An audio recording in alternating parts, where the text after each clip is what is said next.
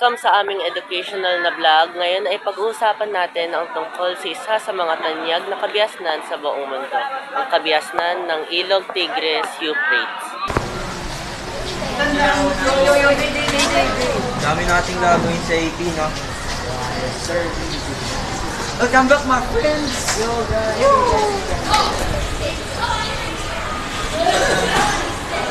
Baka yung nakatula sa mismo nila.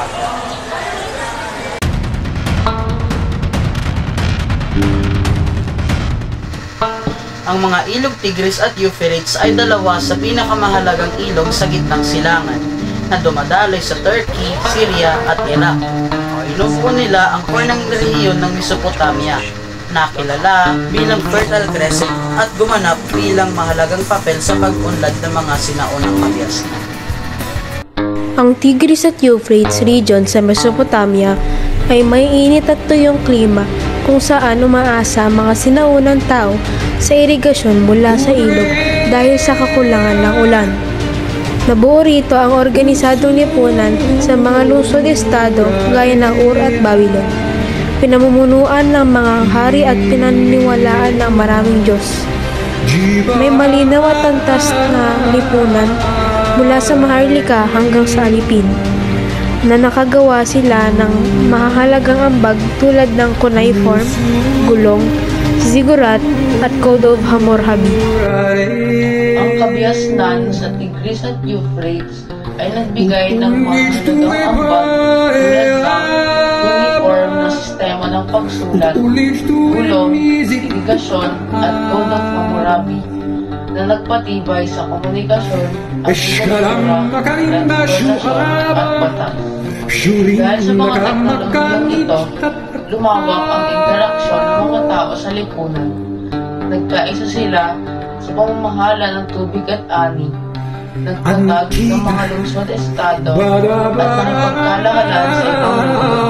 Natindaan ito sa mas organisadong pamahalaan, maayos na strukturang panlipunan at mas masiglang ugnayan ng mga komunidad sa Mesopotamia.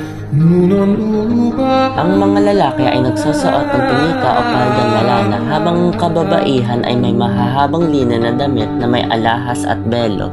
Ginamit ng mga sinaunang Mesopotamian ang ilog para sa irigasyon.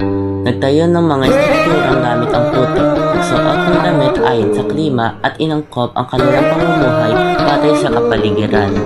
Ang Code of Hammurabi ay isang batas na nilalayang protektahan ni Hammurabi ang mahihina laban sa malalakas, na naging batayan ng katarungan sa lipunang Babylonian at naka-influensya sa mga batas ng mga Hebreo at Romano.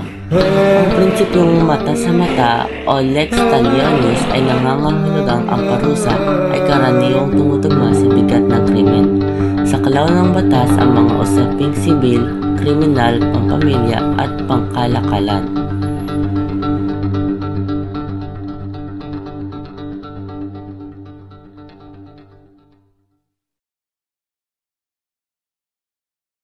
Ating irespeto ang kultura at mga historikong lugar sapagkat sila ang nagsisimbolo ng nakaraan at kung paano tayo na-impluwensyahan nito.